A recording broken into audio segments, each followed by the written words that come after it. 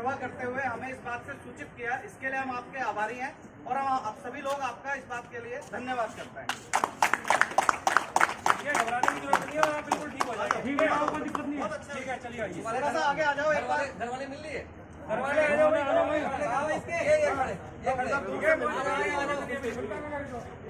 सब तुम्हारे साथ है, बिल्कुल घबराने की जरूरत नहीं है। ठीक है मनवीर, ठीक है भैया, चलो आ जाओ।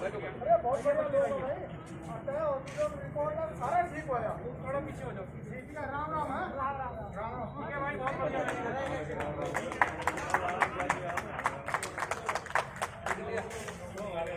मैं इस वक्त रेलवे स्टेशन हरिद्वार पे मौजूद हूँ। यहाँ पे रोज़ ट्रेनें आ रही हैं दिल्ली से, अमृतसर से और काठगोदाम से। इसी बीच में रात के 9:30 बजे हमें अपने सूत्रों के माध्यम से पता चलता है कि कुछ अलग हुआ है। क्या अलग हुआ है, इन सब विषयों पर हमसे बात करने के लिए एक अध्यापक हैं जिनकी यहाँ पे ड्यूटी बीते लगभग 40 से 50 दिनों के बीच में चल रही है। इन्होंने अपने अधिकारी को इसकी सूचना दे दी है। आइए इनसे ही जानने की कोशिश करते हैं कि पूरी घटना क्या है। सर, अपना परिचय दे दीजिए एक बार। सर, मेरा नाम मनोज कुमार और मैं सर अध्यापक हूँ, जनपद हरिद्वार में काम करता हूँ। आपको ऐसी क्या जरूरत पड़ेगी कि रात के 9:30 बजने वाले हैं, ट्रेन के गए हुए यहाँ से लगभग 1.5 घंटे का समय हो चुका है। जी जी सर। फिर भी आप लोग यहीं बने हुए हैं। सर, बात यह है कि आज जनशताब्दी रोज़ की तरह से जनशताब्दी दिल्ली से आ रही थी और उसमें पता लगा कि एक बोगी में एक कोरोना पॉजिटिव पेशेंट, और सबसे अच्छी बात ये लगी सर उनकी, बहुत अच्छा लगा ये बात सुन करके कि उन्होंने खुद अपने आप ही फ़ोन किया है प्रशासन को और ये बताया कि सर मेरा वहाँ से चेक किया गया था मुझको, जिसकी मेरी रिपोर्ट नहीं आई थी, और उनको अभी ट्रेन में रास्ते में पता लगा कि वो खुद कोरोना पॉजिटिव हैं। अपनी जान के साथ साथ आपने कई लोगों की जान की परवाह करते हुए हमें इस बात से सूचित किया, इसके लिए हम आपके आभारी हैं और हम आप सभी लोग आपका इस बात के लिए धन्यवाद करते हैं। घबराने की जरूरत नहीं है, आप बिल्कुल ठीक हो जाएगा। ठीक है, आपको दिक्कत नहीं है। ठीक है, चलिए आइए। थोड़ा सा आगे आ जाओ एक बार। घर वाले मिल लिए, घर वाले आ जाओ,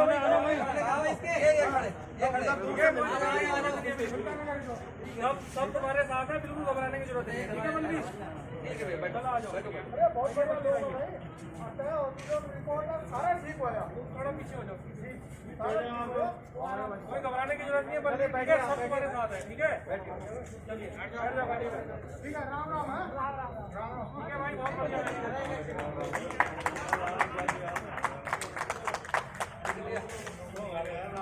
और उन्होंने हमको यहाँ पे जैसे ही सूचित किया, तुरंत यहाँ पर एक डब्बे को रोक दिया गया। बाकी सभी लोग यहाँ पीछे अभी आप देख रहे हैं जैसे कि ये सभी लोग जितने भी यात्री हैं सब उसी डब्बे के हैं। अभी इनको रोका हुआ है, इनका अभिलेखीकरण का काम अभी होना है। और सर, सबसे बड़ी बात यह है कि समस्या आ कहाँ रही है? कोविड-19 पॉजिटिव जो व्यक्ति था वो पकड़ा जाता है, उसने अपनी सूचना पुलिस के माध्यम से आप सभी को दे दी, तो दिक्कत कहाँ आ रही टीचरों को? सर, समस्या ये है सर, श्रमिक एक्सप्रेस ट्रेन आई है, हमको पीपीई किट वगैरह सब सुरक्षा उपकरण हमें मुहैया कराए गए।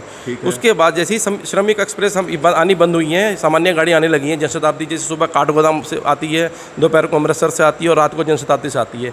इसमें हमें कोई पीपीई किट या कोई ऐसा सुरक्षा उपकरण हमें मुहैया नहीं कराया जा रहा है। अन्य डिपार्टमेंट के लोग हैं जो ड्यूटी दे रहे हैं, चाहे वो पुलिस के कर्मचारी हों या सफाई कर्मचारी हों या रेलवे के स्टाफ हो, तो क्या उनके पास पीपीई किट उपलब्ध होती है? सर, उनके पास भी उपलब्ध नहीं होती है, लेकिन अभी क्या है, जैसे ही पता लगा कि कोरोना पॉजिटिव है तो कुछ हमारे जो पुलिस फोर्स के जवान थे जो कि उनको लेके आए वहाँ से, उनके पास पीपीई किट है। अब चूंकि हम अभिलेखीकरण का काम कर रहे हैं, हमारे पास बिल्कुल सट के यात्री आ जाता है, प्रवासी आ जाता है, तो चूंकि हम भी अपनी सुरक्षा चाहते हैं, तो हम ये चाहते हैं कि इस तरह की स्थिति हमारे साथ उत्पन्न ना हो। इसी संदर्भ में हम अपने खंड शिक्षा अधिकारी श्री अजय कुमार चौधरी जी को तुरंत हमने फ़ोन पर सूचित किया।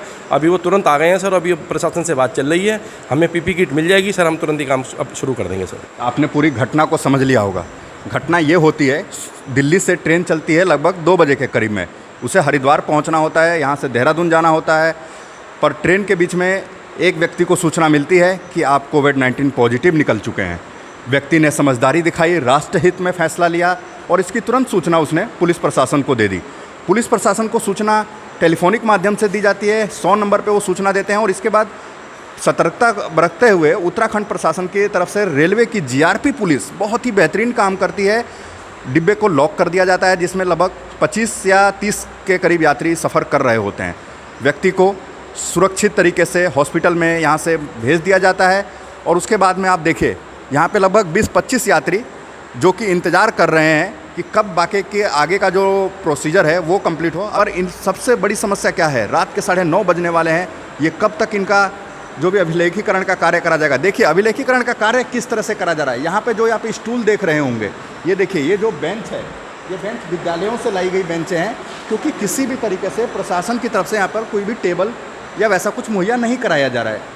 कहना ये है जो ड्यूटी यहाँ पे लोग कर रहे हैं कि उन्हें सुरक्षा के उपकरण मुहैया कराए जाएँ, क्योंकि रिस्क बहुत ज़्यादा बढ़ रहा है। जिस तरह से राजधानी दिल्ली में और मुंबई में मामले बढ़ते जा रहे हैं, उसके बाद से तनाव की स्थिति चारों ओर बनी हुई है। हम यहाँ पे जो लोग उस ट्रेन से आए हैं, जिनको अभी तक रोका गया है, उनमें से कुछ लोगों से बात करने की कोशिश करते हैं कि आखिर इनको ऐसी सूचना जब मिली तो उसके बाद से इनके लिए क्या क्या व्यवस्था करी गई है। लगभग 2 फीट की जो दूरी है, मैं अपने माइक के माध्यम से बनाने की पूरी कोशिश करूँगा। सर, आपका नाम क्या है? शिवम। शिवम जी। शिवम, क्या हुआ ट्रेन के अंदर? तो कब पता चला कि आपके साथ कोई कोविड संक्रमित व्यक्ति सफ़र कर रहा है? सर जब स्टेशन से उतरे तब पता लगा। अच्छा, उसके बाद से क्या माहौल था? उसके बाद से सर सारे लोग वही सैनिटाइजेशन और ये सारे बैग वैग सैनिटाइज कराया और सोशल डिस्टेंसिंग और सब लोगों के नाम पता नोट करे गए। आप सभी की डिटेल पुलिस ने ले ली है। कभी आपको कोई सूचना दी जा रही है कि आपको कब तक यहाँ से रिलीव करा जाएगा और कैसे आगे का प्रोसीजर है, कहाँ आप जाएंगे यहाँ से? अभी तो कोई मेडिकल टीम आ रही है, वो चेकअप वेकअप करेगी, इसके बाद ही जो भी प्रोसीजर होगा वो होगा। जैसा कि आपने जाना कि यहाँ पे जो यात्री हैं वो बैठे हुए हैं, इंतज़ार कर रहे हैं कि कब वो अपने घर की ओर लौटेंगे। कहना है कि अभी मेडिकल टीम आएगी, अभी इन्हें कोई भी इस तरह की औपचारिक रूप से या कोई भी स्पष्ट सूचना नहीं दी गई है। इंतज़ार ऐसा ही बना रहा हुआ है। पर सबसे बड़ा प्रश्न चिन्ह कहाँ खड़ा होता है? प्रश्न चिन्ह खड़ा होता है प्रशासन के ऊपर। अगर किसी व्यक्ति का कोविड-19 का सैंपल लिया गया है तो उसे यात्रा की परमिशन किस आधार पर दी जाती है? क्या इसकी भी कोई तैयारी है प्रशासन की, रेलवे की, केंद्र सरकार की, राज्य सरकार की? व्यक्ति नोएडा जो कि उत्तर प्रदेश में आता है, वहाँ से वो आ जाता है सफ़र करने के लिए दिल्ली, या तो उसने गाज़ियाबाद से ट्रेन पकड़ी होगी या नई दिल्ली या पुरानी दिल्ली रेलवे स्टेशन से। उसके बीच में इतने सारे लोगों के जान के ऊपर रिस्क लेना कितना बड़ा खतरा हो सकता है।